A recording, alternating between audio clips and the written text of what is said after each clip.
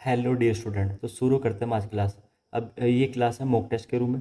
तो ये mock test बनाया मैंने पटवारी पुलिस होमगार्ड के लिए। अब जैसे होमगार्ड का सिलेबस तो आउट हो चुका है, उसमें आएंगे आपके आसान क्वेश्चन। कोई भाई सकते हैं कि मेरे को टफ क्वेश्चन करना है, या कोई मेरा स्टूडेंट है उसको तो जरूरी करना चाहिए। अब पुलिस पुलिस की बात करते हैं। इसमें कुछ क्वेश्चन मैंने ऐड किए हैं, जैसे रेशो के भी, परसेंटेज के, तो आपने वो अटैम्प्ट नहीं करने। अगर आपको आता है तो आप कर लेना, वरना मत करना। अब जैसे मान लो परसेंटेज क्वेश्चन आ गया, तो भाई परसेंटेज जिसने पढ़ा होगा, क्योंकि आपको प्रॉफिट एंड लॉस का टॉपिक आएगा हिमाचल पुलिस में। तो हिमाचल पुलिस में आप प्रॉफिट एंड लॉस तभी कर पाओगे जब आपको परसेंटेज या रेशो आता है जल्दी आप। तो आपको दो टॉपिक आने चाहिए, रेशो या परसेंटेज, तभी आप प्रॉफिट एंड लॉस कर पाओगे। जैसे इसमें मैंने ट्रायंगल के क्वेश्चन ऐड किए हैं, मेंसुरेशन ऐड किया है, स्पीड एंड डिस्टेंस ऐड किया है, और थोड़े जैसे माध्यिका का, गोलक का, ये क्वेश्चन मैंने ऐड किया है। तो आपने पता है क्या करना है, पहले तो क्वेश्चन को देखना है, वीडियो पॉज करके क्वेश्चन देखो, पहले खुद अटेम्प्ट करना है, तब इस मॉक टेस्ट का फायदा होगा। पहले खुद करो, फिर बाद में मेरा सोल्यूशन देखो, और थोड़ा सा एफर्ट मारो कि क्यों नहीं हो रहा, कि ऐसे नहीं हो रहा। तो आप पहले खुद करना है, फिर मेरे सोल्यूशन देखना, तब आपको इस मॉक टेस्ट का फायदा होगा। अब मैं कुछ देर में यहाँ से दिखना बंद हो जाऊंगा, क्योंकि मेरे को क्वेश्चन सोल्व करना है। चलो, और फिर शुरू करते हैं। पहला क्वेश्चन आपके पास पहला क्वेश्चन आएगा, आपने वीडियो पॉज करके जरूर पहले सोल्यूशन करना है, और फिर आप मेरा सोल्यूशन देख सकते हैं अगर आपसे नहीं हुआ। चलो, ये रहा पहला क्वेश्चन। ठीक है, पढ़ो क्वेश्चन। दो संख्याओं का एसएफ दे रखा है, एसएफ है, और एलसीएम दे रखा है 7 और 252। एक संख्या 28 है, तो दूसरी संख्या क्या होगी। तो आपको पता होगा, जब भी दो संख्याओं का हम गुणनफल करते हैं, जैसे n1 गुणा n2, ये क्या होता है, एलसीएम गुणा एचसीएफ। ये होता है दो संख्याओं का गुणनफल हमेशा किसके बराबर होता है, एलसीएम गुणा एचसीएफ से। अब जिसका मान दे रखा रख दो, एलसीएम n1 का, पहली संख्या का मान दे रखा कितना, 28, तो 28 है। n2 का मान निकालना है, एलसीएम मेरे पास दे रखा है 252, गुणा कर देंगे हम, एचसीएफ दे रखा है मेरा 7 से। अब देखो 7 से कट गया 4 बार, 7 से कट गया ये 4 बार, क्योंकि मल्टीप्लाई 4 से काट लो, 4 छिके 24, और एक बचा 4 3 12। तो आंसर कितना आ गया मेरा, n2 का मान 63। अब कुछ बोलते सर ये फॉर्मूला बना कैसे, चलो थोड़ा सा इसके बारे में बात करें। वैसे तो मैं क्लास में बता दूंगा आपको, जब मैं पढ़ाता हूँ ये टॉपिक, या मैं यूट्यूब पर डालूंगा तो आप समझ जाओगे। तो जैसे n1 एक नंबर होता है, n2 जब भी किसी नंबर को लिखते हैं, जैसे मान लें 3 को हम लिखते हैं, तो उसमें 1 गुणा 3, मतलब हर किसी, मतलब क्या है कि एक कॉमन फैक्टर जरूर मिलेगा एक नंबर में। तो नंबर लिखने का जो होता है इसको लिखते हैं। चलो छोड़ो, उसको प्रूफ क्या कराना, आप अभी रट लो थोड़ी देर के लिए कि ये जिसको मैंने कराया है तो वो ठीक है, जिसको नहीं कराया मैंने तो वो मैं जिस दिन टॉपिक पढ़ाऊंगा तो आपको बता दूंगा मैं। इसको रट लो, दो संख्या का गुणनफल क्या होता है, एलसीएम गुणा एचसीएफ। चलो, अब दूसरा क्वेश्चन आ गया रेशो। अब जो क्या हो रहा है, दो संख्याओं का अंतर दे रखा 50, और उनका अनुपात कितना है, 7:2। तो मान ले रेशो कितना है, 7:2, 7:2। तो इन दोनों संख्याओं का अंतर कितना है। तो बच्चे जल्दीबाजी में पता है क्या करते हैं, एक का मान दिया है, सॉरी अंतर कितना है यहाँ से 5 का, तो 50 मान दे रखा 5 का, इनका गुणनफल पूछा, 7×2 = 14 से गुणा कर देंगे, ये कट गया, तो आंसर आ गया 140। अब आंसर तो ऑप्शन में 140 है नहीं, वैसे तो आंसर 1400 होगा। अब सर एक आया क्यों, अब बताते हैं आपको कैसे क्यों आया। अब देखो, जब भी रेशो होता है तो हम ऐसे मान लेते हैं, इसको मानते हैं 7x, इसको मानते हैं 2x। अब इन दोनों का रेशो अंतर कितना है, 5x। ठीक है, अब देखो अंतर तो दे रखा मेरा 50, जिसका मान दे रखा उसको रखेंगे नीचे, गुना किससे कर देंगे जो पूछा है। अब देख, एक्स का एक्स पूछा क्या वैसे, 7×2 = 14, इनका गुणनफल पूछा ना, 7×2 = 14। अब एक्स को गुणा करेंगे तो एक्स स्क्वायर। अब यहाँ से एक्स का मान नहीं आ जाएगा, काट के 10, एक्स का मान कितना आ गया 10, इसको छोड़ दो, एक्स का मान कितना आ गया 10। आप जैसे 10 का, अब देखो एक्स का मान 10 आ चुका है मेरे पास। अब यहाँ से क्या करेंगे, 14 × 10 का स्क्वायर 100। तो आंसर कितना आ गया मेरा 1400, ये आपका आंसर। चलो तीसरा क्वेश्चन, मैं जल्दी जल्दी से लेकर आ रहा हूँ क्योंकि फिर टाइम बहुत ज़्यादा लगता है मॉक टेस्ट में।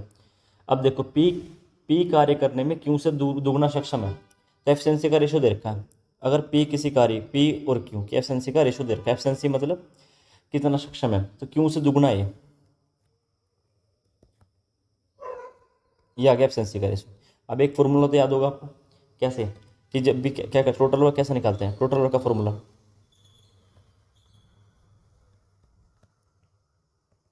एफिशिएंसी इनटू टाइम, ये फॉर्मूला होता है। अब कुल कार्य निकालना है, कुल कार्य कैसे निकलेगा। अब देखो यहाँ दो, यहाँ क्वेश्चन पढ़ो, दोनों ने मिलकर किसी कार्य को कितने दिन में करा, 20 दिन में, 22 दिन में, कितने दिन में करते पूरा, 22 दिन में।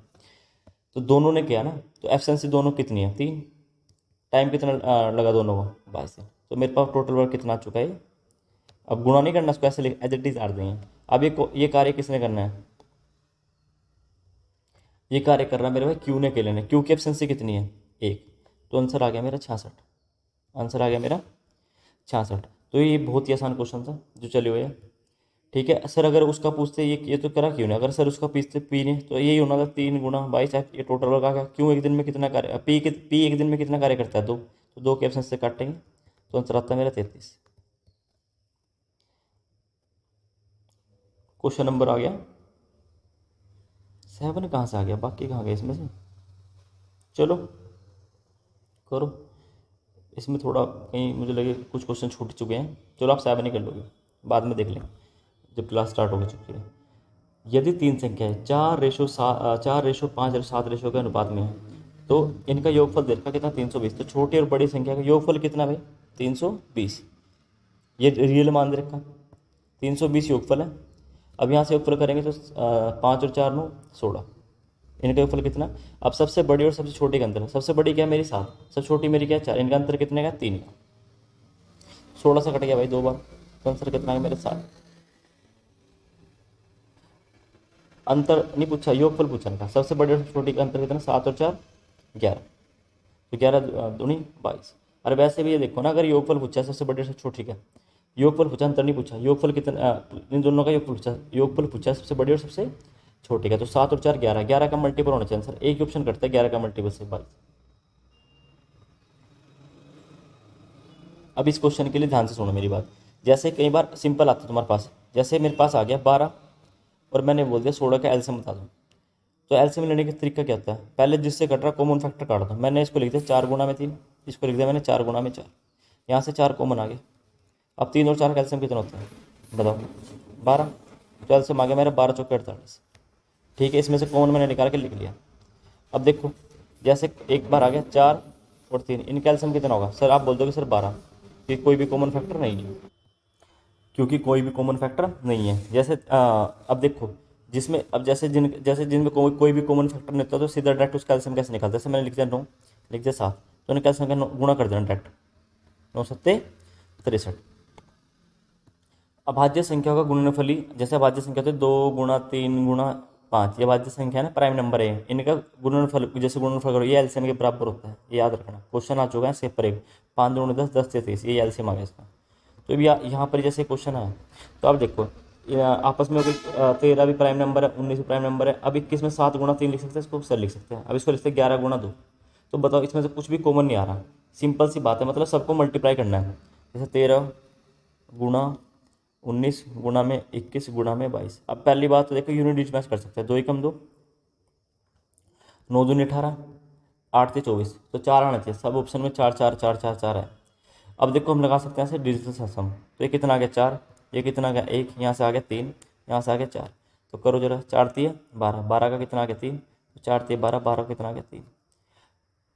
ठीक किया, यहाँ से 4 आ गया, 1 आ गया, 2 और 1 3 आ गया, और 2 2 4 आ गया। तो 4 3 12, 12 का 3, 4 3 12। ठीक है, 3 आना चाहिए। अब जो कटरा काट दो, देखो 4 और 4 8 1 9, इसका भी 3 आ रहा।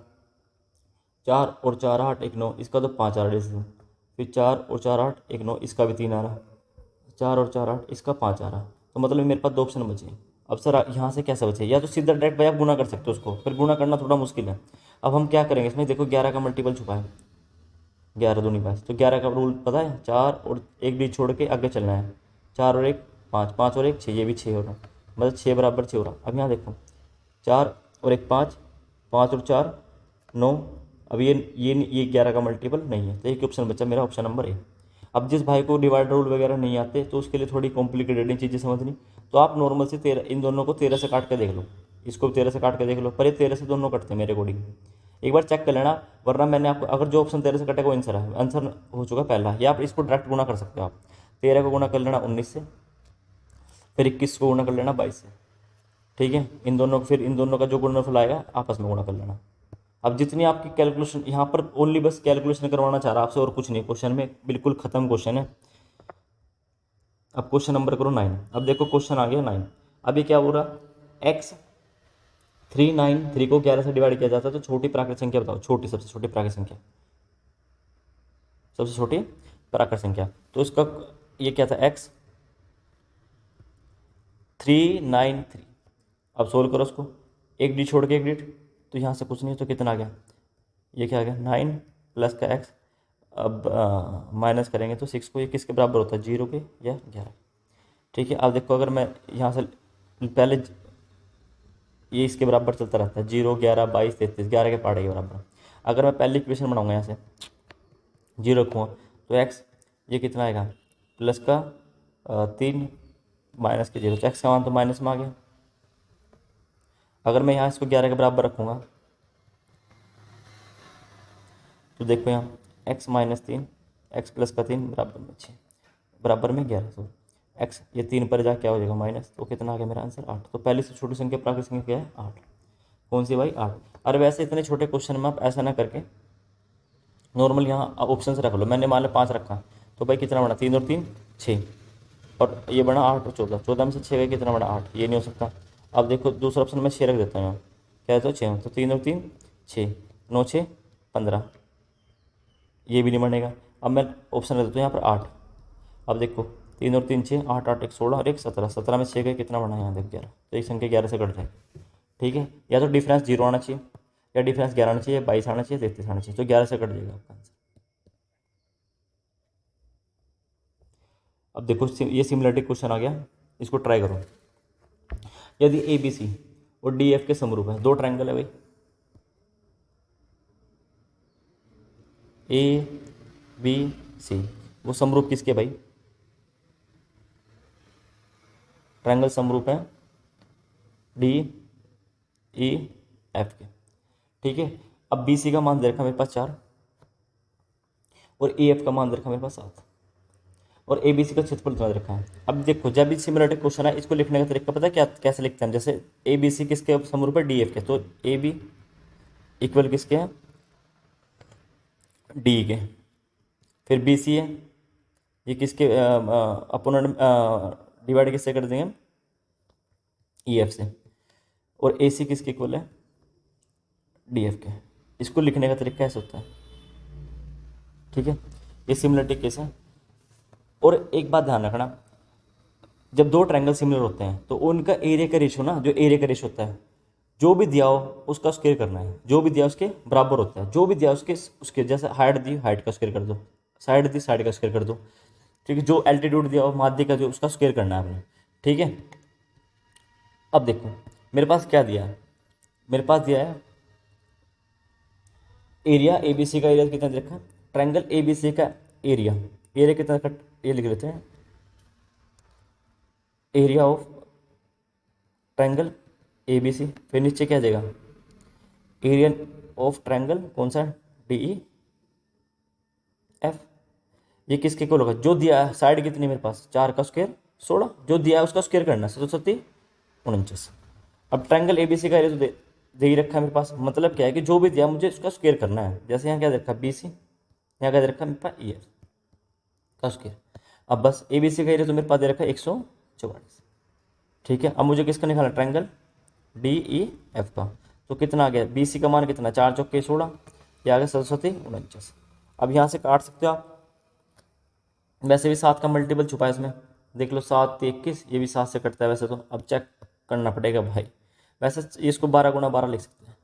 ठीक है, अब देखो 4 से कट गया, 4 3 12, ये बना 4 चौके 16, 4 3 12, 3 3 9, 9 गुना 49, तो 9 9 81, हाथ से लगा 9 चौके 36। वैसे 9 का मल्टीपल तो आएगा, ये भी 9 का मल्टीपल, लास्ट में एक लास्ट में तो एक ही में बन रहा ना।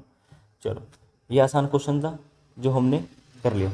अब देखो कई बार वो दे के रखता है पैरामीटर, देखो जैसे साइड दिए, एरिया क्या होगा, ध्यान से पढ़ना, एरिया जो दिया है उसका स्क्वायर करना है, साइड दी तो साइड का स्क्वायर करना है, और हाइट दी तो हाइट का स्क्वायर करना है। पर एक चीज़ को ध्यान रखना, अगर गलती से एरिया की जगह यहाँ परिमाप आ जाए, क्या आ जाए, परिमाप, तो सिंपल रेशियो के बराबर होता है वो, किसके बराबर होता है, उसका स्क्वायर नहीं करते, सिंपल रेशियो के बराबर। जैसे सिंपल अगर परिमाप की बात करता, मान ली एबीसी का बोल देते हैं, एबीसी का परिमाप 144 है, एरिया काट के बस इतना, और यहाँ से होता है डीएफ का परिमाप बताओ, पैरामीटर बताओ। इसमें तो कुछ नहीं करते हम, एबीसी का परिमाप कितना 144, मुझे किसका परिमाप बताना है, डीईएफ का, तो किसका सिंपल रेशियो के बराबर होगा बस उसका। अब इसमें साइड का स्क्वायर नहीं करते, साइड का स्क्वायर हमेशा किस में करेंगे, एरिया में। ठीक है, चलो इसके तीन अभी जैसे आज पहला मॉक टेस्ट है ना, तो मैं नेक्स्ट क्लास में 5-6 मॉक टेस्ट और अभी सोल्व कराऊंगा, तो आपको सारा कुछ धीरे धीरे धीरे धीरे करके आपको सब कुछ बता दूंगा उसमें। चलो एक प्रॉफिट एंड लॉस का सिंपल क्वेश्चन आ गया। 90 मेज का क्रय मूल्य 60 मेज के विक्रय मूल्य के बराबर। आपको मैंने बता रखा जब भी रेशो इस फॉर्म में हो, जैसे मैं लिखा 3A बराबर है 2B, तो A का मान मेरे भाई क्या आ जाएगा 2, B का मान क्या आ जाएगा मेरे भाई 3, उल्टा हो जाता है रेशो, क्या होता है मेरे भाई उल्टा। तो ऐसे ही है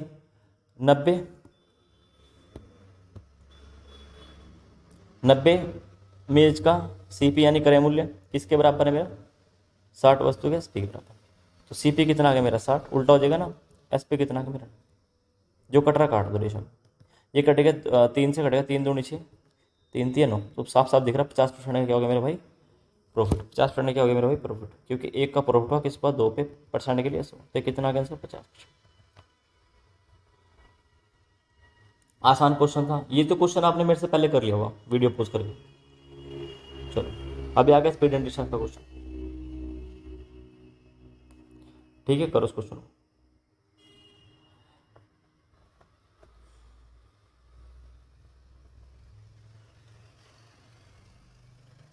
मेरे से पहले पढ़ो क्वेश्चन, मेरे पहले करो। P 1 घंटे में 50 किलोमीटर की गति चलता है और अगले 2 घंटे में 70 किलोमीटर पर आवर की स्पीड से चलता है। अब देखो मेरे पास डिस्टेंस तो गिवन नहीं है, पहले क्या देखा मेरे पास टाइम, फिर क्या देखा मेरे पास P 1 घंटे में चलता है 50 किलोमीटर पर आवर, फिर अगले 2 घंटे में कितना चलता है मेरे भाई 70 किलोमीटर पर आवर। ये आवर है, ये भी आवर है, ये स्पीड दे रखी है मेरे किलोमीटर पर आवर। तो आप डिस्टेंस निकाल सकते हो, डिस्टेंस का फॉर्मूला क्या होता है, speed into time, speed into time, तो निकाल लो 50 से कम 50, यहाँ से क्या आएगा 140। अब आपको पता होगा टोटल एवरेज स्पीड का फॉर्मूला,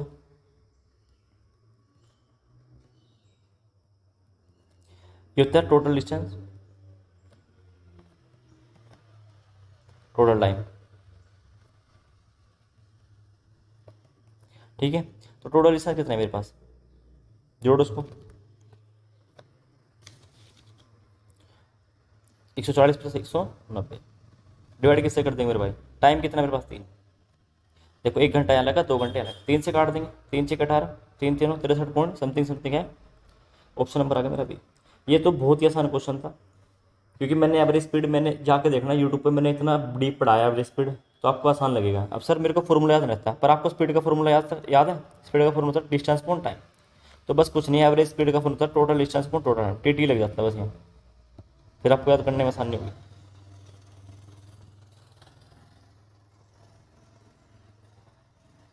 अब जैसे क्वेश्चन आ गया, इस क्वेश्चन को करने के इतने मेथड है, 3 मेथड, क्वेश्चन को 3 मेथड सोल्व किया जा सकता है, 3 मेथड से सोल्व किया जा सकता है। एक दुकानदार ने एक वस्तु का अंकित मूल्य 160 रुपये रखा और 10% छूट देने के बाद क्रय मूल्य पर 20% का लाभ हो। या तो पहले आप लाभ कराया करो, जैसे सबसे पहले मैं बच्चों को बताता हूँ कि पहले लाभ करा दो। जैसे 100 रुपये की चीज़ है, 20% का लाभ हो तो कितने की बेच देगा मेरे भाई, 120 की। या आगे मेरा सेलिंग प्राइस, या आगे मेरा CP। 100 रुपये में खरीदे को बोलते हैं क्रय मूल्य, बेचने को बोलते हैं विक्रय मूल्य, यानी 120 का बेच दिया। अब यहाँ से 10% की छूट भी दे रहा है, छूट किस पे देता है हमेशा, मार्क प्राइस पे, किस पे देता है, मार्क प्राइस पर। तो 10% की छूट दी तो MP से SP कितना हो जाएगा, 10 की चीज़ है तो मतलब 10% का मान होता है 1/10, तो 10 का अगर 10 रुपये की MRP थी, 1 की छूट दे दी, बेचा कितने में 9, बेचा कितने मेरे भाई 9 की। अब यहाँ से देखो, यहाँ से कितने की बेच रहा था 120 की, तो 120 किसका मान दे रखा है, सेलिंग प्राइस का नीचे कितना आ जाएगा 9, मार्क प्राइस निकालना किससे गुणा कर दूंगा मैं 10 से, तो ये मेरा मार्क प्राइस आ गया। अब जिसका मान दे रखा नीचे रखते, जो पूछा है मैंने गुणा कर दिया, तो मेरे भाई मार्क प्राइस कितना आ गया मेरा, जो अब ऐसे काटना नहीं कुछ भी, ऐसे एज तार दो, ये मार्क प्राइस आ गया। अब देखो मेरे पास रियल वैल्यू किसके दे रखे थे, MP तो मेरे पास दे रखा था 160, पूछा क्या था मेरे पास CP, पूछा क्या था मेरे पास CP, तो क्रय मूल्य बताओ। ठीक है, जिसका मान दे रखा नीचे रख दो, जो पूछा गुणा कर दो। अब 160 है, किसका मान है मार्क प्राइस का, तो मार्क प्राइस कितना है 120 गुणा में 10, नीचे कितना आ गया मेरे भाई 9। अब गुणा कर देंगे CP के लिए 100 से, क्योंकि CP मैंने माना था 100। अब यहाँ से जो कट रहा काट दो, देखो 3 से कट गया, 3 चौके 12, 3 3 9, तो 3 पलट के ऊपर चल जाएगा, यहाँ से लगा लेंगे हम डिसम, यानी 3 का मल्टीपल तो आना है, तो 3 का मल्टीपल तो आएगा। चलो काट, अब 40 से तो पूरा कट गया, 4 चौके 16, 4 चौके 16। अब ये 4 ऊपर मल्टीप्लाई 4 दिए 12, तो 12 किस में, एक ऑप्शन है मेरा, ऑप्शन नंबर बी। मतलब क्या है कि यहाँ के बाद आप सोल्व कर सकते हो खुद भी। ये एक अच्छा मेथड है। अगर कभी भी कैलकुलेशन में थोड़ा फंसो तो एक देखो, इसको वैसे करने के तो 3-4 मेथड होते हैं किसी भी क्वेश्चन करने का, आपको सारा आना चाहिए मेरे अकॉर्डिंग। देख अब एक दूसरा मेथड सर क्या है, जैसे पहले 10% की छूट थी तो मार्क प्राइस पे देगा छूट, तो 10 की चीज़ कितने बेच देगा उन्होंने। ठीक है भाई, अब 20% का प्रॉफिट भी पा रहा, प्रॉफिट कमाएगा सीपी पे, तो सीपी से क्या करेगा एस पे, तो 10% का और 10 की चीज़ कितने बेच देगा 11 पे, तभी तो होगा उसका प्रॉफिट। प्रॉफिट हमेशा क्रय मूल्य पे होता है। अब देखो यहाँ क्या कॉमन आ रहा, कॉमन क्या रहा मेरे पास, सेलिंग प्राइस, यहाँ पे क्या सेलिंग प्राइस, तो सेलिंग प्राइस तो दोनों जगह इक्वल होना चाहिए, तो लिख सकते हैं इसको एम पी से एस पी, फिर एस पी से सी पी। अब यहाँ से रेशो जैसे ए बी और बी सी का रेशो नहीं सोल्व करते थे हम, तो यहाँ से ए बी लिख लेते थे, फिर यहाँ लिखते थे बी सी, तो ऐसे कुछ करके है ना, बी कॉमन आ गया, तो ये लिख 10:9 है, तो यहाँ देखना एस पी कितना है मेरा 11, तो उल्टा कर देंगे 11:10, तो निकाल लो, ये आ गया 110, ये आ गया मेरा 90, तो कटेगा जो काट। ठीक है, तो एम पी का मान कितना दे रखा, सॉरी सॉरी सॉरी सॉरी, एक जगह गलती होगी भाई, यहाँ पर जो 20% प्रॉफिट है, 20%, 10% नहीं है 20%, तो ये बेचेगा 20% का मतलब होता है 1/5, तो 5 की चीज़ कितने में होगा 6 में, 5 की चीज़ बेच देगा ये 6 में, तो सेलिंग प्राइस इधर आएगा ये आगे 5। ठीक है, थोड़ी सी सिली मिस्टेक हो गई, मैंने 10% ही पढ़ लिया। अब देखो 10 चिके 60, ये आ गया मार्क प्राइस, मुझे निकालना सी पी, 9×5 = 15। अब जो कट रहा काट 15 से कटेगा, 15 चौके 60, 15 थी 45, तो मार्क प्राइस कितना रखा मेरा 116। यहाँ से कितना है नीचे 4, मुझे सी पे निकालना, कैसे होना कर दूँगा, तो 4 से कटेगा, तो यहाँ से आ गया आंसर 120। कौन सा बदलने से आंसर नहीं बदलते, आपका आंसर आएगा सेम। सर और कोई मेथड, ठीक है, अगर कभी भी डिस्काउंट दिया हो और प्रॉफिट दिया हो या लॉस दिया हो, तो उसका डायरेक्ट कॉन्सेप्ट होता है, जैसे मुझे सी पी और मार्क प्राइस का रेशो निकालना है तुरंत, तो आपने कुछ नहीं करना, सो प्लस या माइनस प्रॉफिट या लॉस, प्लस करेंगे तो प्लस हो, प्रॉफिट में प्लस होता है, लॉस में क्या होता है माइनस। ठीक है, ये माइनस किस लिए है, लॉस के लिए। जैसे कई बार यहाँ पर देख रखता है ना 20% का लॉस हो गया, तो यहाँ ध्यान रखना है आपने। ठीक है, तो एम पी में ये तो डिस्काउंट ही देगा मैं से, अरे यार मैं कर क्या रहा हूँ, मुझे ये नहीं पता लग रहा, हाँ इसमें सॉरी सॉरी, दोबारा समझो भाई, दोबारा देखो भाई, अगर मुझे सी पी और यहाँ से मुझे निकालना है एम पी का रेशो, तो मेरी बात ध्यान सुनना, तो सी पी में माइनस करना है डिस्काउंट को, डिस्काउंट परसेंट को, ठीक है, और एम पी में करना है ये 100 आएगा, 100 प्लस माइनस प्रॉफिट या लॉस परसेंट। सर कैसे, जैसे इसको लिख सकते हैं प्लस प्रॉफिट आएगा वो प्रॉफिट परसेंट, इसको लिख देंगे 100 माइनस आएगा लॉस परसेंट, ये डायरेक्ट निकलेगा आपका यहाँ से। कैसे, अब देखो क्वेश्चन, अब सी पी में से क्या माइनस करना है डिस्काउंट, तो 100 माइनस डिस्काउंट कितना दिया उसने 20%, तो कितना आ गया भाई मेरा 80।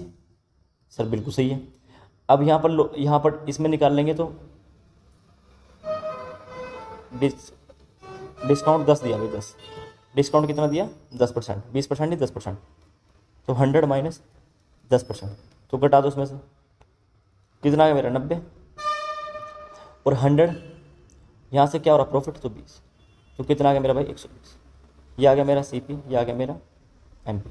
मतलब क्या है कि एम पी का रेशो यहाँ प्रॉफिट और लॉस से रिलेटेड करना है, और ये डिस्काउंट सी पी से निकालना है डिस्काउंट से, तो 1 0 से 1 0 कटेगी, 3 3 9 3 चौके 12, तो भाई 120 किसका मान दे रखा था मेरा 4 का, वही क्वेश्चन हो गया, फिर 3 का मान निकालना सी पी का, तो ये कितना 116 दे रखा था ना, तो 4 चौके 16, तो 4 3 12, एक बार सिली मिस्टेक हो जाती है तो फिर होती रहती है। ठीक है, आपको बस एक चीज़ याद रखनी है, मैं दोबारा फिर लिख देता हूँ, किसी भाई को अगर नहीं समझ आया तो थोड़ी सी, क्योंकि मैंने भी सिली मिस्टेक कर दी थी। सी पी निकलेगा, में से याद रखना, C P minus discount, M P निकलेगा 100 प्लस होगा तो प्रॉफिट में प्लस करना है, 100 माइनस करना है लॉस परसेंट। ठीक है, तो यहाँ प्रॉफिट वाला केस था, डिस्काउंट कितना था मेरा 10%, तो सी 100 में से घटा देंगे, डिस्काउंट कितना था 10, अब यहाँ प्रॉफिट और था 20%, तो ये 90 आ गया, ये कितना आ गया मेरा 120, तो एम पी और यहाँ से डायरेक्ट सी पी का रेशो निकल जाएगा, 3 3 3 चौके 12। अब जिसका मान दे रखा नीचे रख देंगे, जो पूछा है गुणा कर देंगे, 4 का मान था 3 का निकाल,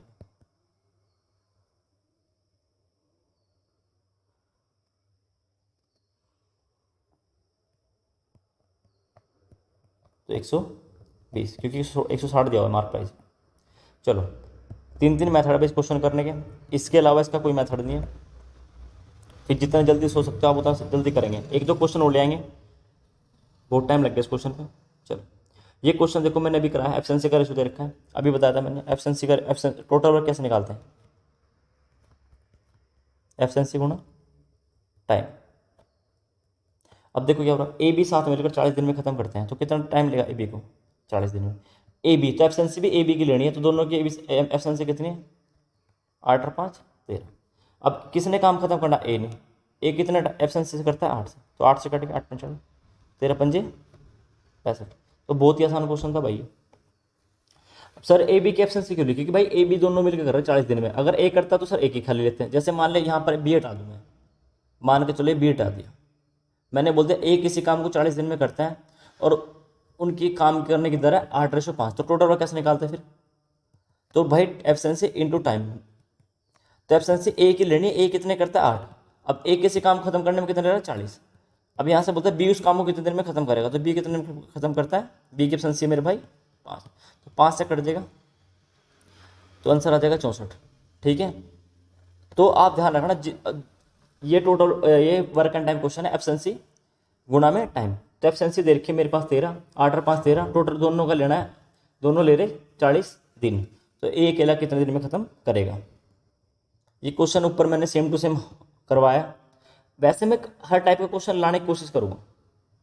अब देखो माध्यिक क्वेश्चन आ गया, ये किसका क्वेश्चन आ गया, माध्यिक का। पहले तो भाई या तो उसको डिसेंडिंग ऑर्डर में जाओ या असेंडिंग ऑर्डर, जब भी माध्यिक क्वेश्चन है ये तो असेंडिंग में जाओ या डिसेंडिंग में, तो मैं असेंडिंग में जमाता हूँ। पहले क्या आएगा भाई मेरे पास 11, फिर क्या आएगा मेरे पास 11 कट गया तो छोटा क्या नंबर है 23, फिर क्या आएगा भाई मेरे पास 23 कट गया तो 25, फिर क्या आएगा भाई 25 काट दे तो 26, करते बढ़ते क्रम में चलते रहो 26, फिर क्या आ गया मेरे पास 29, फिर तो आसानी है 29 और 31, फिर आ गया 39। ठीक है, अब जो भी 20 वाली टर्म होगी वही आपकी क्या होगी माध्यिका। देखो 3 इधर से छोड़ दो,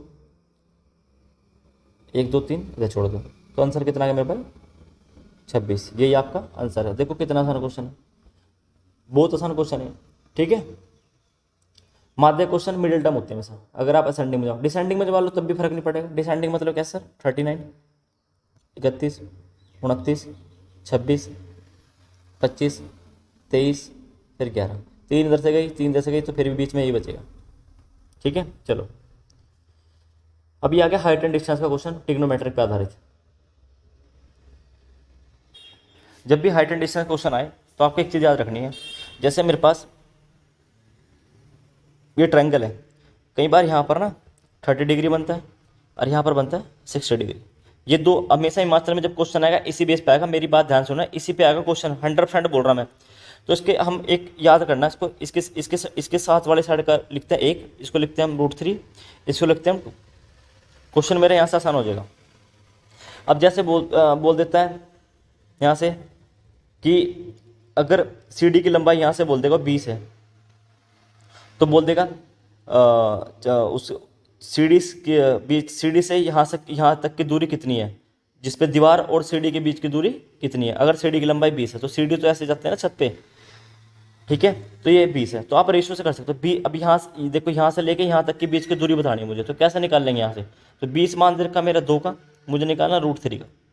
ठीक है, तो आंसर कितना आ गया मेरा भाई 2 से कटे 10 √3। तो मतलब एक किस्म से रेशियो से रिलेट करके पढ़ना है।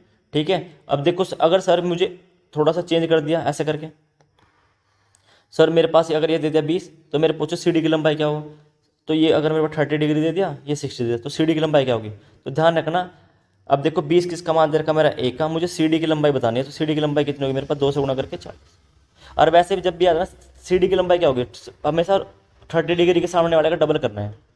ठीक है, करण क्या होगा करण, अब देखो 30 करण क्या है 30 डिग्री के सामने वाले का डबल ही नहीं है। ठीक है, करण को हाइपोटेनस बोलते हैं। ठीक है, 30 डिग्री के सामने वाले का डबल। ठीक है, अब देखो एक चीज़ और समझो,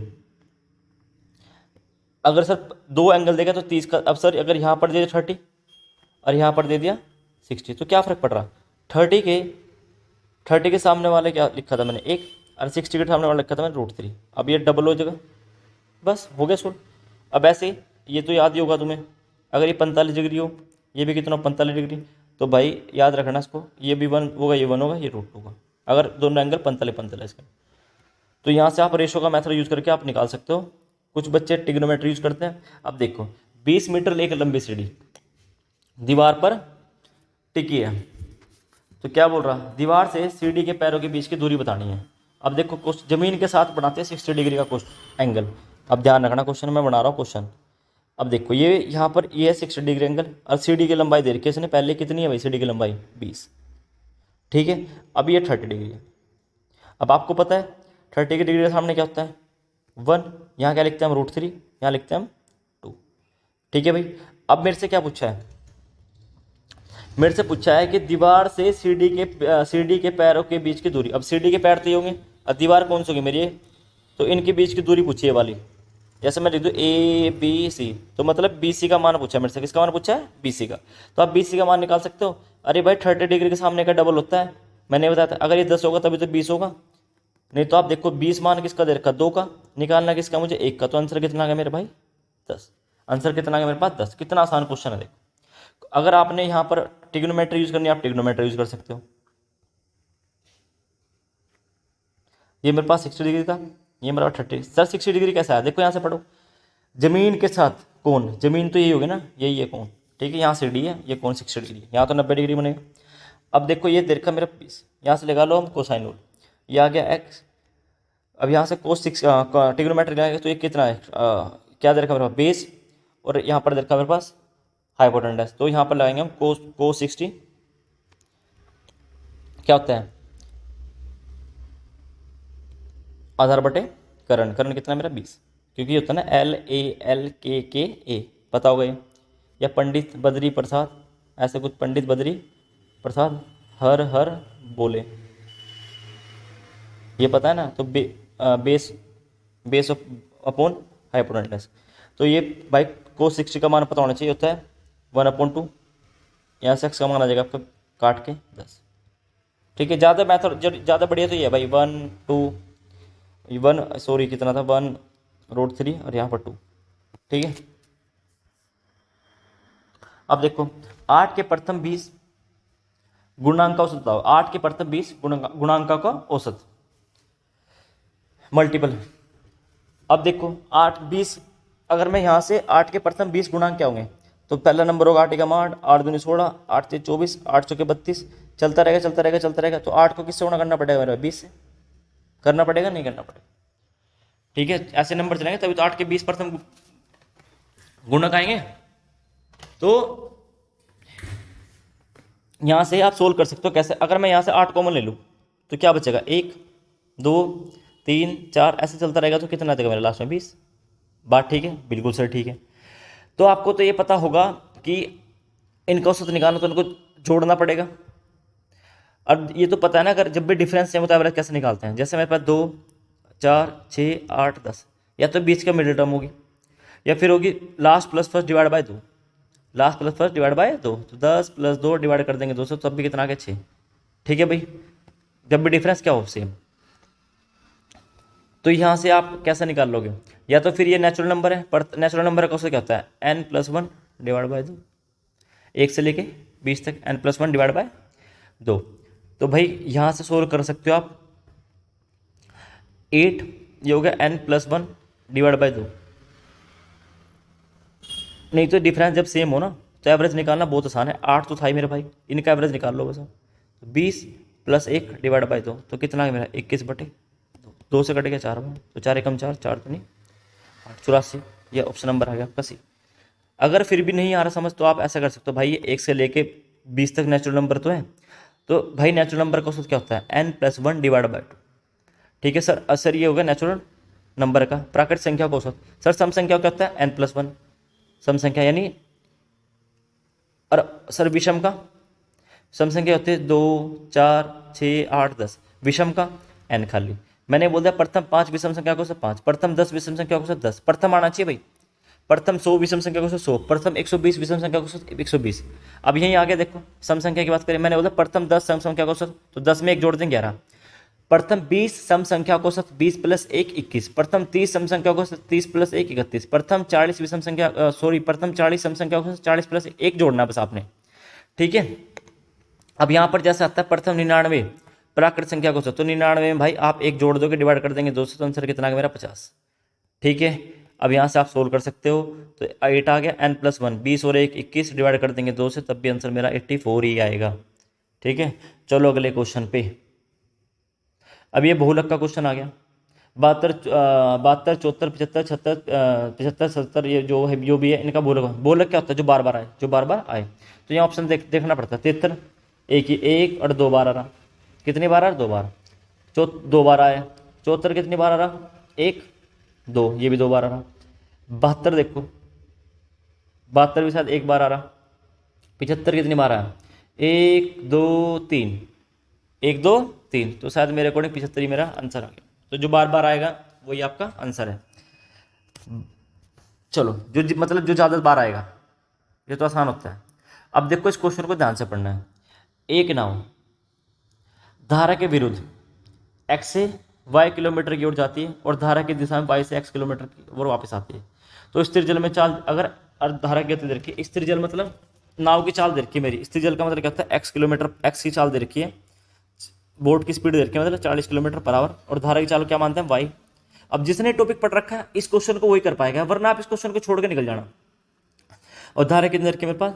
10 किलोमीटर पर आवर। ठीक है भाई, अब देखो ये तो पता होगा, जैसे ये नदी है, निचली साइड को चल रही है, ये बीच में पानी है। अगर मैं बोलूँ, अगर मेरी बोट की स्पीड 40 है और धारा की स्पीड जो पानी बह रहा है उसमें 10 है, तो नीचे को बोट किसकी स्पीड से भागी है? डबल, क्योंकि उसमें धारा की स्पीड जुड़ जाएगी ना। तो जगह x + y कितना हो जाएगा? ये बताओ, 40 + 10, तो मतलब उसकी स्पीड नीचे कितनी होगी? 50 किलोमीटर पर आवर। और यही अपोजिट डायरेक्शन ऊपर की जाए, तो भाई इस बार पानी को फाइट करना पड़ेगा ना, तो इस बार माइनस होगी, अपोजिट डायरेक्शन माइनस आती है, तो क्या करेंगे? 40 में 10 घटा देंगे, 30, यहाँ पर कम हो जाएगी। तो ये बोला पूरी यात्रा में औसत चाल पूछी है, तो भाई औसत चाल पहले स्पीड कितनी थी? 50 किलोमीटर पर आवर, अब कितनी स्पीड? 30 kilometre per hour. तो मतलब क्या है कि इन दोनों की औसत चाल निकाल सकते हो। उस चाल का फॉर्मूला क्या होता है बताओ? ये रखा आपको 2xy, यहाँ से क्या है? x + y। तो भाई 2 गुणा में 50 गुणा में 30, यहाँ नीचे कितना आ जाएगा? 50 और 30 80, 1 0 से 1 0 कट गया। अब बाकी काट लेंगे, कितना आ गया? 5 3 1500। अब जब 8 से डिवाइड करेंगे, 8 एकम 2 से काटेंगे ना, 4 आएगा। 2 से काट देंगे, 2 चौके 2, 4 दूनी 8, 5 3 15। देखो 4 से काट लो आप, कहीं गलती कर दी क्या भाई?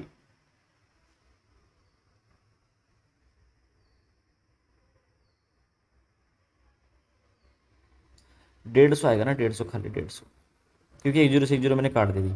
अब तो 4 से काट लो, 4 3 12, 3 बचे 4 से 37.5 किलोमीटर पर आवर आ गया। ठीक है, अब देखो ये तो समझ आ गया। मतलब पेपर में जब भी ऐसा क्वेश्चन है तो आपको याद रखना है कि इनको जोड़ देना है 50, इनको घटा देंगे 30। ये धारा के विरुद्ध आ गया, ये धारा के साथ आ गया,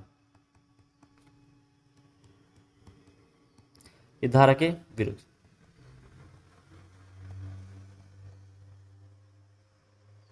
ठीक है, अब इसकी स्पीड तो पूछे, एवरेज स्पीड, या तो फिर मैंने बता रखा है, जब अगर आपको फॉर्मूला याद नहीं है तो आपको एलसीएम लेना है। मान के चलो एलसीएम आ गया 150, तो 5 से काटेंगे 3 बार, 3 से काटेंगे 5 बार, तो 150। नीचे जोड़ देंगे, कितना आ गया? 8। गुणा किससे करते? 2 से। पता नहीं बात, वीडियो जाके देखना एवरेज की स्पीड की, मैंने पढ़ा रखी फ्री ऑफ कॉस्ट, वहाँ पता लग जाएगा। 2 चौके 8, यहाँ से 4 से काटेंगे, आंसर कितना आ गया? अब सर 2 से क्यों गुणा करा, ये वीडियो में पता लग जाएगा। मैंने डाल रखी, साथ 5th क्लास है वो, एवरेज स्पीड की, free of cost speed and distance की, आप जाकर देखो यूट्यूब पे, इतना बढ़िया पढ़ा रखा मैंने वहाँ, इतना बढ़िया आपको मिलेगा वीडियो। ठीक है, चलो क्वेश्चन नंबर आ गया मेरा 20। अब देखो 2 अंकों की संख्या, 2 अंकों की संख्या है और उनके अंकों के उधर का 13, यदि उनको वापसी पलट दिया जाए तो संख्या क्या होती है? 27। घट जाती है संख्या, 27 घट जाती है। जैसे 2 अंकों का योग दे दिया, जैसे अंकों का योग मतलब क्या बोलना चाह रहा मैं, जैसे मैंने लिख दिया 15, तो उनका अंक योग कितना है? 6। ऐसे बोल रहा हूँ, 5 और 1 6। जब भी ऐसा क्वेश्चन आए तो आपको हमेशा याद रखना, इसको करना बाय ऑप्शन। सबसे बढ़िया मेथड क्या है इसका? By option. जैसे पहला ऑप्शन मेरा 85 है, इनका योग कितना? 8 और 5 13, बिल्कुल सही है। अब इनको पलट दिया 58, अब जो कितना घट गया है बताओ?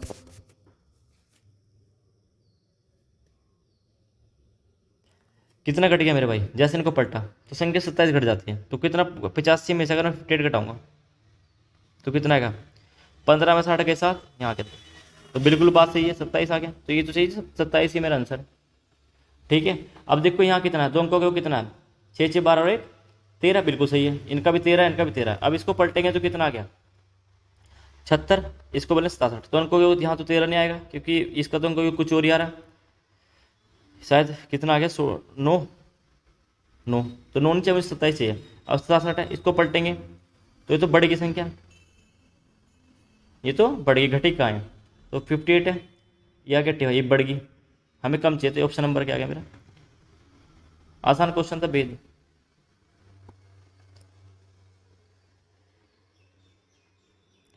जैसे क्वेश्चन आ गया, पी की लंबाई 5 फीट है और उसे ध्यान ध्यान दिया गया कि उसकी परछाई 7, जैसे ही देखो पी की लंबाई तो 5 फीट है पर उसकी जो परछाई बन रही है 7 फीट।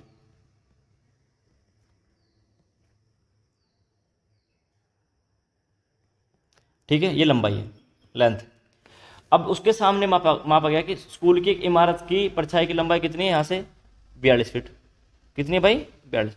जब भी ये परछाई वाला क्वेश्चन आता है तो आपको ध्यान रखना है, ये एक सिमिलरिटी क्वेश्चन होता है। कौन सा क्वेश्चन आता है भाई, ये सिमिलरिटी का। जैसे ही ये आ गया तो आप देखो ये कितने फीट लंबाई कितने फीट लंबाई मળી 42, तो स्कूल की इमारत की लंबाई पूछी, यानी अब देखो कितना गुना हो रहा है, यहाँ से 42 मान कितना गुना हो रहा है 6, तो ये भी 6 गुना हो जाएगा, कितना हो जाएगा लंबाई 30। सबसे आसान क्वेश्चन होते हैं। ठीक है सर, अगर मेरे को कई बार क्या होता है कि जैसे यहाँ से अभी तो देख के मेरे पास स्कूल की परछाई, मेरे पास देख के स्कूल की परछाई, कई बार यहाँ बोल देगा स्कूल की बिल्डिंग की लंबाई 30 है, तो बोले परछाई कितनी बनेगी, तो आप देखो कितने गुना हो रहा है 6, तो भाई ये 6 7 42, परछाई कितनी बनेगी 42। परछाई दे के लंबाई पूछ सकता है, लंबाई दे के परछाई पूछ सकता है। ध्यान रखना क्वेश्चन पढ़ने का तरीका ऐसा है, और ये इसमें डायरेक्ट सिमिलरिटी लग जाती है। अब मैं सिमिलरिटी लगाने से फायदा है कि मैं ऐसे सिखा दूँ आपको, ताकि बहुत ही आसान हो जाए आपके लिए क्वेश्चन।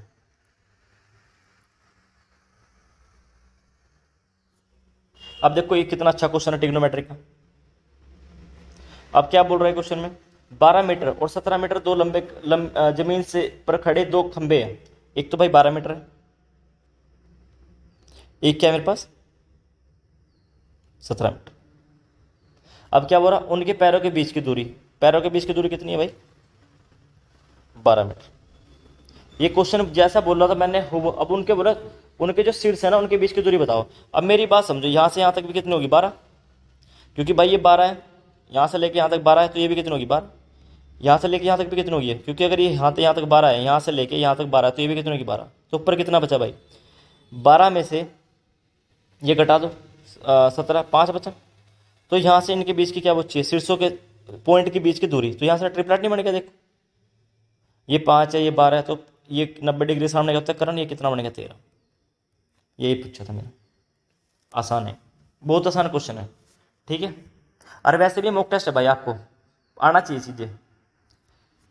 पढ़ो क्वेश्चन अगला, पी ने 1200 रुपये में एक वस्तु खरीदी, 10% लाभ पर बेच दिया।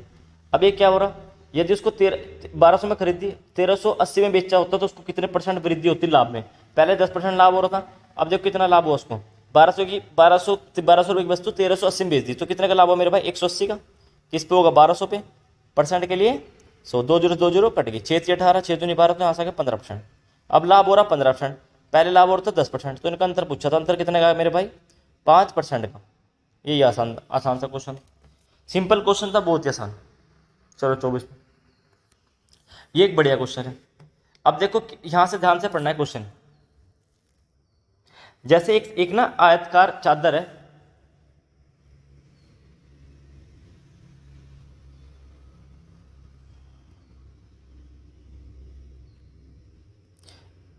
इसकी लंबाई इधर की है 45, यहां से मान लेंगे 35। ठीक है, इसने बोला कोने से 5 सेंटीमीटर भुजा वाले वर्ग काट दिए। मान के चलो यहां से मैंने काट दिया एक वर्ग, यहां से मैंने एक वर्ग काट दिया, यहां से मैंने एक वर्ग काट दिया, और यहां से मैंने एक वर्ग काट दिया। ठीक है, अब मैं कैसे बता दूं कि आपको, अगर मैं सामने होता तो बता पाता, पर आप ध्यान से समझो कि जैसे आप कॉपी फोल्ड करते हो तो आपके ये यहां से जो काटोगे तो ये हिस्सा ऊपर उठ के डब्बा बनाना है ना, तो डब्बा कैसे बनेगा, 2 मिनट रुको, आपको मैं एक चीज़ बताता हूँ थोड़ा। देखो भाई, प्रॉपर इमेज तो बनी नहीं, पर मैं फिर भी ट्राई कर देता हूँ समझाने की। देखो यहाँ से, देखो उसने यहाँ से ये छोटा सा पीस काटा, यहाँ से छोटा सा पीस काटा, तो उसने ऊपर को फोल्ड कर दिया, मतलब जितना ये काटा ना ये वाला, यहाँ से समझो आप। देखो ये देखो, जूम कर देता हूँ मैं थोड़ा सा। देखो जैसे यहाँ से इसने काटा, ये यहाँ से इसने जैसे ये वाला चीज़ है ना, ये वाली, मतलब क्या है कि जो यहाँ से निकाल लाना इसने, ये वाला चीज़, ये वाला, ये ऊपर को हाइट का काम करेगी। किसका काम करेगी? हाइट का। बस इतना समझ लो आप, ठीक है। अब जैसे यहाँ से ये वाला हिस्सा काटा, तो ये ऊपर को फोल्ड होगा, ये वाला भी ऊपर को फोल्ड हो जाएगा। तो यहाँ से ये बात ये यहाँ से तो यहाँ तक लंबाई कितनी बची? अब ये 5 मीटर था, ये 5 मीटर, तो यहाँ से 5 गया, यहाँ से भी कितना गया? 5, तो ये कितना बचा अंदर? 25। तो भाई चौड़ाई कितनी आ गई मेरी? 25। अब लंबाई यहाँ से 5 गई, यहाँ से भी 5 गई, देखो यहाँ से 5 गई, यहाँ से 5 गई, लंबाई भी गई, तो ये कितनी बची यहाँ से लेके यहाँ तक? 10 कम होगी, 5 और 5 10 कम होगी, तो बची कितनी? 35। तो लंबाई कितनी बची मेरे को? 35। अब हाइट किसका काम करेगी? ये वाली हाइट। तो हाइट कितनी आ गई इसकी? ऊंचाई यानी 5। तो उसका आयतन पूछा था, आयतन क्या होगा? लंबाई गुणा चौड़ाई गुणा ऊंचाई। तो 25 गुणा 35 गुणा 5, तो 35 में क्या छुपा है? 7। क्या छुपा है? 7। वैसे संख्या 7 से कट रही है, वैसे 25 पंज 125। अब जब 35 से गुणा करेंगे तो 125 को 35 से भी गुणा करेंगे, तो आप यहाँ से लगा लेंगे डिजिसम। तो 5 और 3 8, 5 और 3 8, तो 1 बनना चाहिए। 5 और 4 9, ये 2 बन रहा। और 5 और 4 9, 7 और 3 10, 1 बन रहा। यही आपका आंसर है, ठीक है। ये तो हो नहीं सकता, 7 का मल्टीपल नहीं है, ये तो बहुत छोटा चलेगा।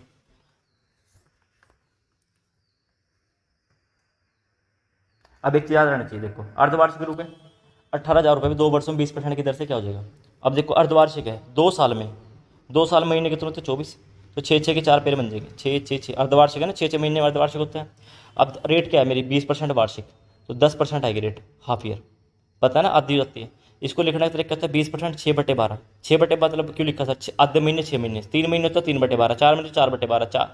रेट को भी ऐसे करते हैं सर, 8 महीने होते तो 8/12, ठीक है। रेट को कर देते हैं 8 से गुणा। सर 2.5 महीने होते तो 2/2.5, 2/5, 2.5/12 गुणा कर देंगे 20 से। अब देखो यहाँ से मैंने इफेक्टिव रेट वाला कौन सा समझा रखा? 10% वाला। 10% की 1 साल की क्या होती है? 10। 2 साल की होती है 21। 3 साल की होती है 331। 4 साल की होती है 4641, 46.41। ये 2 साल का ऐसे ही होता है, सी आई होता है। ये 3 साल का सी आई होता है, ये 4 साल का सी आई होता है। ऐसे ही याद रखना 5% का। ये होता है 2 साल का 10-25, और 3 साल का होता है, ये बहुत आता है 15/7/6/2/5, 15/7/6/2/5, ये बहुत आता है 3 साल का रेट, ठीक है। ये 2 साल का भी आ जाए, ये 3 साल का आ जाए, 4 साल। अब 4 साल का निकालना था मुझे, कितनी हो जाएगी यही पूछा था। कितनी हो जाएगी? 80,000, नीचे आ जाएगा 100, गुणा करें कितनी हो जाएगी। तो ये ब्याज मिला, अगर 146 रुपये मेरा ब्याज मिल रहा, सॉरी, अब यहाँ सब मिटा देते हैं। अब 10 साल का जो, देखो प्रिंसिपल हमेशा क्या मानते हैं हम? 100। मेरे पास ब्याज कितना है मेरा 4 साल का? 4641, 4641। तो अब अमाउंट क्या होगा? यानी मिश्र धन। तो मिश्र धन क्या होगा? 100 जोड़ देंगे इसमें, तो क्या आ जाएगा भाई? 100 जोड़ेंगे तो 146.4। तो सोल्व करेंगे, डिसिसम लगा लेंगे यहाँ से, तो कटेगा 6 4 10, एक आएगा, तो 8 आना चाहिए। क्या आना चाहिए मेरे भाई? 8। अरे वैसे देखो यूनिट 2 0 से 2 0 कटेगी, नीचे 2 0 2 0, 8 एकम 8, लास्ट में 8 बनना चाहिए। एक ऑप्शन है मेरा बी, सबसे आसान, ठीक है। वरना अभी बताया था 6 4 10, और डिसिसम में क्यों नहीं आ रहा भाई? अप्रोक्स तो नहीं आंसर है? 6 4 10 और 4 14 15 16, शायद डिसिसम में ना आए आंसर, तो भी यहाँ से यूनिट डिस आंसर आ जाएगा। पर यूनिट डिस भी तो आनी चाहिए फिर।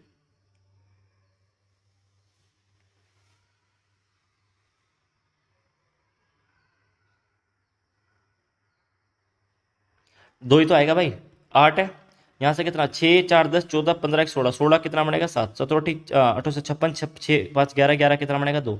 देखो 7 और 2 9 कट के, 8 और 9 कट के, बचा कितना? यहाँ 2, ठीक है। 2 बन रहा, डिजिसम भी लगा सकते हैं आप। अब देखो कुछ बच्चे इसको रेशो करते हैं, कर लो भाई। 10 से कितना हो? 11। 10 से कितना हो गया? 11। 10 से कितना हो? 11। 10 से कितना हो गया? अब 8,000 है, सॉरी 8 है, 80,000। नीचे कितना आ जाएगा? 10 गुणा 10 गुणा 10 गुणा 10। अमाउंट पूछा, ये तो था अमाउंट। 11 गुणा 11 गुणा 11 गुणा 11। पर दिक्कत क्या आती है, अगर ब्याज पूछ रहे थे तब दिक्कत आती है आपको। फिर आपको 11 का स्क्वायर 121, फिर 121, 121 में ये घटाना पड़ता है आपको। कितने जीरो है? 4 जीरो है। फिर ये इसका डिफरेंस होता है ब्याज, ये इसको बोलते हैं ब्याज। एक बढ़िया क्वेश्चन, एक अच्छा क्वेश्चन, बिल्कुल आसान वे से समझेंगे इस क्वेश्चन को। देखो भाई, इस क्वेश्चन में समझने तक क्या, हमें प्रिंसिपल दिया था, प्रिंसिपल तो दिया ही नहीं है, एक निश्चित रेट से, रेट तो पता नहीं है, 6% टाइम सेम है। देखो प्रिंसिपल मैंने मान लिया पी, प्रिंसिपल मैंने मान लिया पी, चलो एक्स मान लेते हैं। प्रिंसिपल क्या माना मैंने? एक्स। प्रिंसिपल क्या होता है? शुरुआत में जमा की गई राशि बैंक में। रेट मैंने मान ली X%। टाइम के मैंने मान लिया, टाइम तो देखा 6 वर्ष। अब देखो प्रिंसिपल तो सेम ही है एक्स, इसने रेट बढ़ा दी कितनी? 3%। यदि रेट को 3% अधिक कर दिया तो क्या कर दिया? X plus 3%। अब टाइम मेरा सेम है, तो जैसे इसने रेट अधिक किया तो कितने अधिक रुपये अधिक मिले? 600। तो भाई बड़े वाले में छोटे घटा देंगे, तो भाई ब्याज कितना मिला इसको यहाँ से? प्रिंसिपल, अब ब्याज का फॉर्मूला क्या है? SI का P गुणा R गुणा T बटे में कितना आ गया मेरे भाई? 100। ये होता है। अब यहाँ से देखो, इसको जब भी अधिक और कम की बात करें वो क्या होता है? अंतर होता है। क्या होता है वह? अंतर। तो P प्रिंसिपल, जो लिख लेते हैं पूरा फॉर्मूला, P गुणा R गुणा T बटे में क्या आ गया? 100। यहाँ से फिर गुणा कर देंगे, P गुणा R गुणा T बटे में क्या आ गया? 100। तो अंतर कितने का है भाई मेरा? 900। तो पहले ये देखो सेकंड वाले में अधिक मिलेगा ना ब्याज, क्योंकि रेट ज़्यादा है, तो एक्स। फिर क्या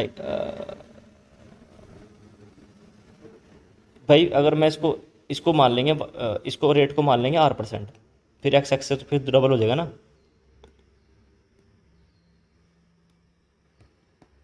इसको R% मान लो, ताकि काम रेट को क्या मान लेते हैं हम यहाँ से? R%।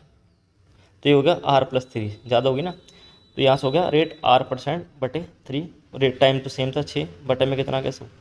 फिर प्रिंसिपल सेम है एक्स गुणा R गुणा में T 6 साल था बटे में कितना आ गया? 100 बराबर में कितना आ गया? 900। अब यहाँ से जो कॉमन आ रहा ले लो, तो मेरे अकॉर्डिंग एक्स भी कॉमन आ रहा, सब कुछ कॉमन आ रहा।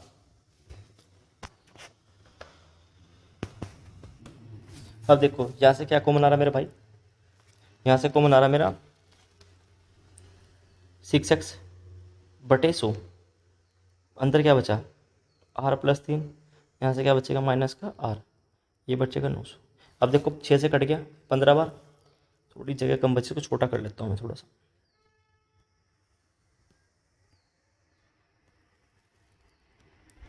अब जब यहाँ से 6 से काटेंगे ना, ये 15 बार चल जाएगा, 1 0। तो भाई यहाँ से जब इसको R से तो R कट जाएगा, ये आएगा प्लस का 3। अब 3 ये x भी तो बचा, ठीक है। अब ये 100 पर जाकर गुणा हो जाएगा। बस मैं यहाँ से कैलकुलेशन कर रहा हूँ और कुछ नहीं कर रहा। अभी शॉर्ट मेथड बताता हूँ आपको उसका। तो एक्स का मान काट के यहाँ से 3 से काटेंगे, 3 पंचे 15, तो यहाँ से कितना आ जाएगा? 5000। कितना आ जाएगा मेरे भाई? ये आपका आंसर, ठीक है। इसका आपको डायरेक्ट अप्रोच बताता हूँ। अगर आपने बेसिक, ये तो बेसिक में जरूर समझाता हूँ कि आया कहाँ से, क्यों आया, कैसे आया। और सर कोई बच्चा पूछता सर रेट निकालने तो क्या करेंगे? भाई एक्स का मान पुट कर देना पहली इक्वेशन में, पहले में कर लो, दूसरे में कर लो, कोई फर्क नहीं पड़ता, यहाँ से रेट आ जाएगी। जैसे मैंने यहाँ से पुट कर लिया, यहाँ से रेट यहाँ से निकाल लो, यहाँ से रेट निकल जाएगी आप, ठीक है। इक्वेशन में पुट करके आपकी रेट निकल जाएगी। अब देखो, पर मैक्सिमम केस में यहाँ से प्रिंसिपल ही पूछता है। अरे SSC GD में पिछली बार भर भर के क्वेश्चन आए हैं 2025 में। इस बार तो चलो पेपर का पैटर्न ही कुछ लगता। अब देखो, जैसे देखो भाई, मैंने मान ली पहली मेरी रेट थी R%, फिर इसने रेट को अधिक कर दिया 3, ठीक है। और टाइम तो मेरा सेम है, तो मैंने बता रखा ब्याज कैसे निकालते हैं, साधन ब्याज कैसे निकालते हैं मेरे भाई? रेट गुना टाइम, तो कितना आ गया? 6R। ये कितना आ गया? उसको गुना करेंगे तो 6R प्लस का 18। अब इनका इनका अधिक और कम क्या होता है? इनका अंतर कितने का इनका बताओ? बड़ी वैल्यू छोटी वैल्यू घटा देंगे, 6R प्लस का 18 माइनस कर देंगे 6R। तो 6R से 6R कट गया, तो ब्याज कितना बचा? 18। तो भाई 900 किसका मान है? 18 का। प्रिंसिपल क्या मानते हैं हम? 100। तो 18 से कट गया 18 पंजे 90। तो कितना आंसर आ गया मेरा? 5। अगर किसी भाई को भी नहीं समझ आया तो आप डायरेक्ट सोचना। अब और शॉर्ट कर लेते हैं थोड़ा सा। जब भी ऐसा क्वेश्चन है अधिक और कम वाला, तो आपने कुछ नहीं करना मेरे भाई, रेट को टाइम से गुणा करो। कितना आ गया? इसके नीचे 18, प्रिंसिपल के लिए 100 से गुणा कर दो, बस खत्म हो क्वेश्चन। ये 5, 18 पंजे 90, 1 सेकंड में हो जाएगा 900। रेट गुना टाइम। अब क्यों आया, कहाँ से आया, मैंने पहली वीडियो पहला क्वेश्चन बताया, अब फिर दोबारा बताया। रेट से काटेंगे 5000, रेट इंटू टाइम, यही अंतर होता है आपका। 6×3 = 18, ये क्या होगा आपका अंतर। अंतर अभी देखो, अभी तो बताया अंतर कैसा है। मैंने मान ली पहले रेट 8% थी, टाइम मेरा 6 साल है, फिर रेट को अधिक कर दिया R+3, यहाँ से टाइम 6। अब जब रेट को रेट और टाइम को जब आपस में गुणा करते हैं, मेरा ऐसे ही आता है। तो 6R, ये क्या आ गया, 6R+18। जब इनका आप अंतर करोगे, बड़ी में छोटे घटाओगे तो अंतर देखना, 6R+18 माइनस कर देंगे भाई 6R, तो 6R से 6R का अंतर कितना आएगा मेरे रेशो में 18। तो रियल में 18 का मान कितना रखा मेरे भाई, 900। मुझे निकालना है 100 का मान, तो 900 किसका मान है, 18 का, गुना कर देंगे 100 से। 18×5 = 90, तो आंसर आ गया मेरा 5000। कहाँ है, ऑप्शन नंबर आ गया मेरा डी। ऑप्शन नंबर क्या आ गया मेरा, डी। तो भाई अगर आपको, और ख़त्म हो गया क्वेश्चन।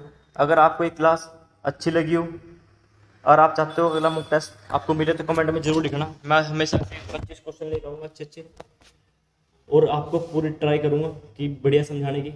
अगली वीडियो में तभी आऊँगा। अगर आप ये वीडियो शेयर लाइक, वैसे आपको शेयर कर देनी चाहिए आपको बच्चों तक, कि भाई ये कोई टीचर सोल्व करवाए मॉक टेस्ट। मेहनत लगती है कंटेंट बनाने में सब कुछ। और आपको अगर इसी का PDF चाहिए तो आपको मेरे इस नंबर पे कॉल कर सकते हो, या व्हाट्सएप मैसेज कर दो मुझे, इसका आपको अगर PDF चाहिए। ठीक है, PDF मतलब ये A4 साइज में PDF, ये तो मैंने PPT बना रखा है ना, A4 साइज PDF मिल जाएगी। ठीक है, जो आप प्रिंट करवा के अपने पास रख सकते हो, वो आपको दे दी जाएगी नोट्स फॉर्म में। ऐसे जैसे मान के चलो, अगर मैंने 10 मॉक टेस्ट सोल्व करा दिया, अगर प्रत्येक में 25 क्वेश्चन है, तो भाई आपने 250 क्वेश्चन मॉक के थ्रू करा दिए। अब कुछ बच्चे बोलेंगे सर पटवारी में NCERT मैथ आता है 10th बेस, मैं बिल्कुल कराऊंगा वो वाला मैथ भी, जैसे पॉलीगन वगैरह, द्विविकास समीकरण, या मेरा भाई कराएगा रोहित प्रजापति। ठीक है, वो जरूर आपको कंटेंट पूरा मिल जाएगा, पर आपने वीडियो को शेयर सब्सक्राइब जरूर करना है। थैंक यू सो मच, मिलते हैं नेक्स्ट क्लास में। Thank you.